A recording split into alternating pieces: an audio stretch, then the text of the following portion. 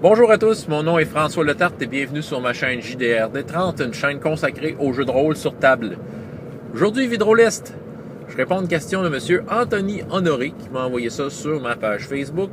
L'essentiel de la question, vous pouvez la voir ici dans la description de la vidéo. Et ce qui vous permet, vous aussi, de répondre à la question de M. Honoré. Je vous avertis tout de suite, tous les commentaires pertinents, ce qui est bien souvent la majorité des commentaires, je les recopie sur ma page Facebook, simplement pour référence future, si quelqu'un me pose des questions, de dire que tous ces gens-là qui ont répondu ont quelque chose de pertinent à dire sur le sujet, et il y a tout le temps, c'est intéressant, tout le temps une diversité d'opinions qui est étalée là. Moi, j'aime beaucoup ça.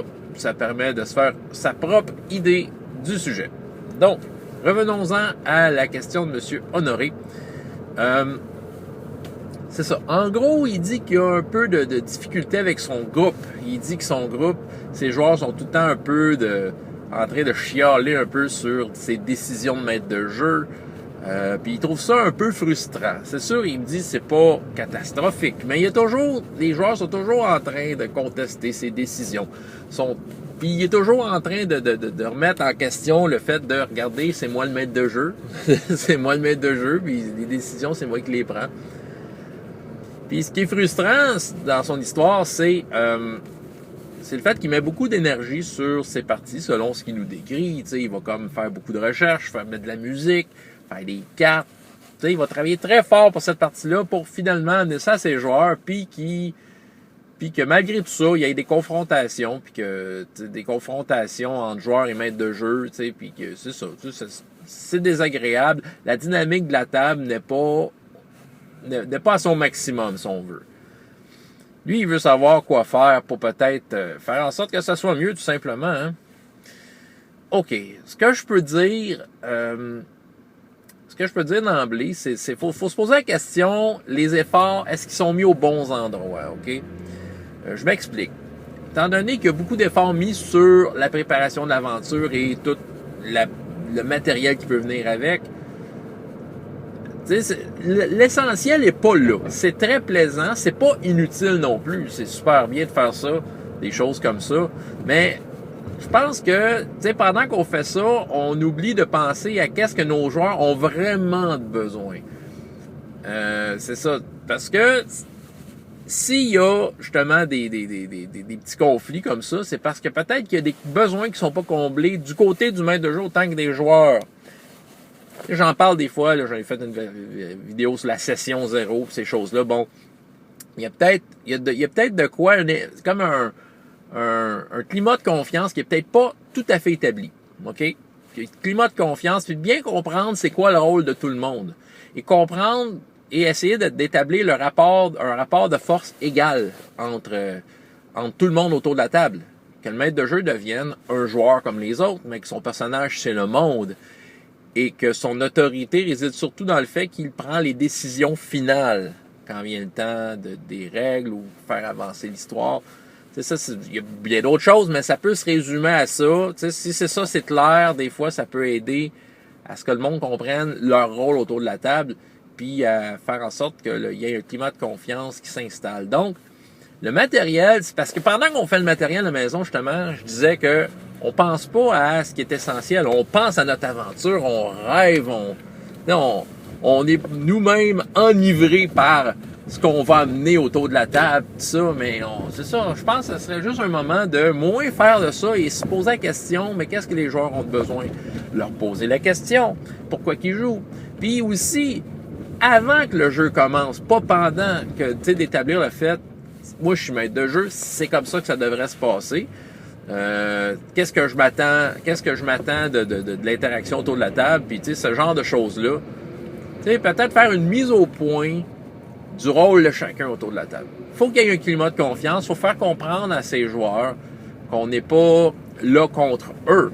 On joue le rôle des choses, des fatalités qui arrivent avec leur personnage. Et oui, il va arriver des choses plates à leur personnage, aux aventuriers, des fatalités. Ben c'est ça, être un aventurier. On peut pas toujours réussir dans tout.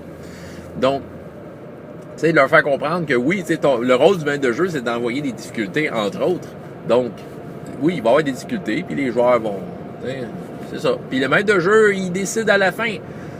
Et surtout s'il y a des dés qui ont été lancés, que tout le monde comprend bien le système de règles, puis que les dés ont décidé qu'il arriverait une fatalité, ben, il n'y a plus rien à dire à ce moment-là. Théoriquement, c'est ça, ça fait partie du jeu, là. Il faudrait vérifier si, en fait, au niveau des règles, les joueurs sont d'accord avec le fait que les dés se roulent, puis qu'il y a des choses qui arrivent par rapport à ça. Sinon, c'est juste de faire en sorte de montrer que le maître de jeu a la décision finale, ben c'est ça. Faut établir cette confiance-là. Dire que la décision finale ne devrait pas être faite au détriment du personnage, mais plutôt pour faire en sorte que l'histoire avance. Puis tu sais, c'est ça. Comme je disais, un aventurier, il peut y arriver toutes sortes d'affaires mauvaises dans sa vie, puis c'est normal. Il faut qu'il y ait des hauts et des bas, comme dans toute bonne histoire. Mais c'est ça, je pense que c'est juste le rapport de confiance. De faire l'espèce de bulle. J'ai fait une vidéo là-dessus, la bulle. Là. Faire en sorte que les joueurs se regardent, que tout le monde autour de la table puisse se regarder les yeux dans les yeux et savoir qu'ils ont un impact égal dans cette aventure-là. Tu sais, vérifier si les joueurs, c'est ça, vérifier leurs besoins et s'ils chialent, c'est peut-être d'écouter vraiment, ou de se rappeler des différents moments où ils se sont plaints de quelque chose. Mais essayer de faire un lien entre tout ça. Des fois, il y a peut-être une réponse là-dedans. Peut-être qu'eux, ils cherchent un type de jeu particulier.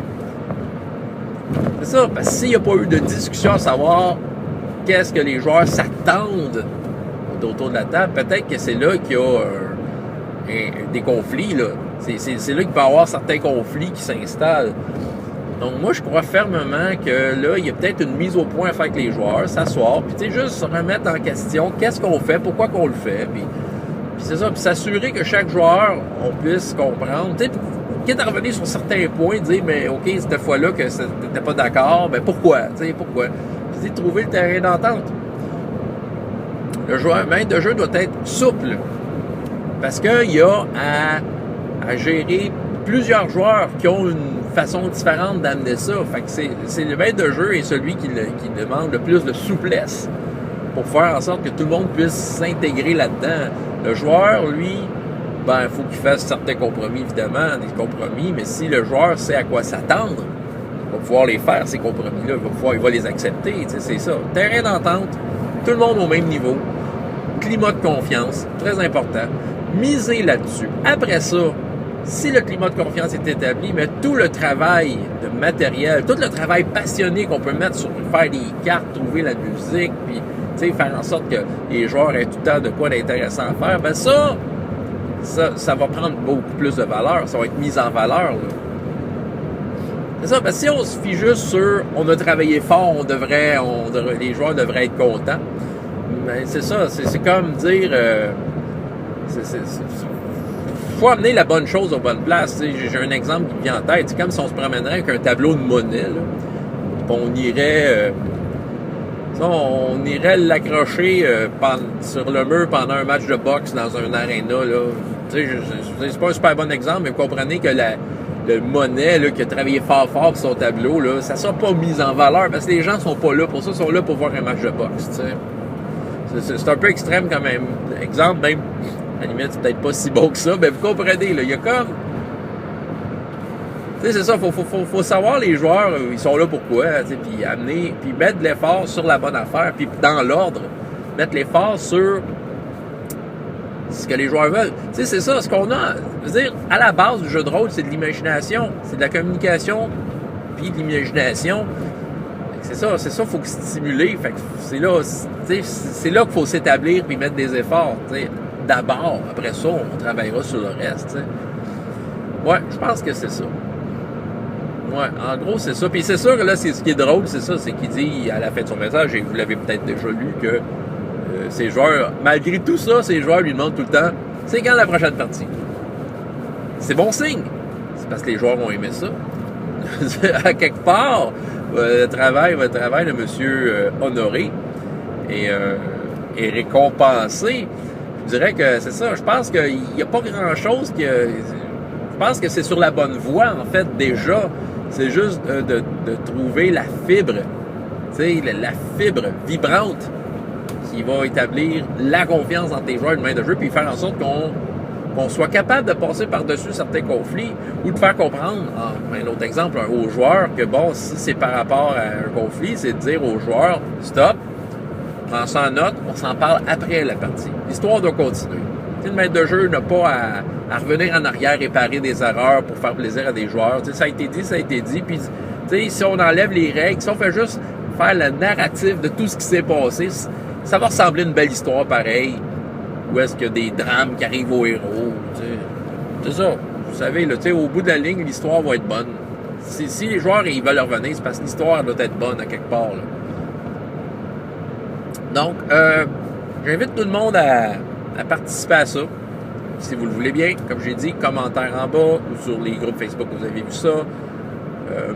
Puis, c'est ça, j'ai envie de voir les opinions de tout le monde sur le sujet. De quelle façon on peut aider M. Honoré à faire en sorte qu'il soit plus heureux dans ses parties. Donc, François Letarte, JDR D30, et jusqu'à la prochaine fois, ayez autant de plaisir dans la vie que dans les jeux. Au revoir.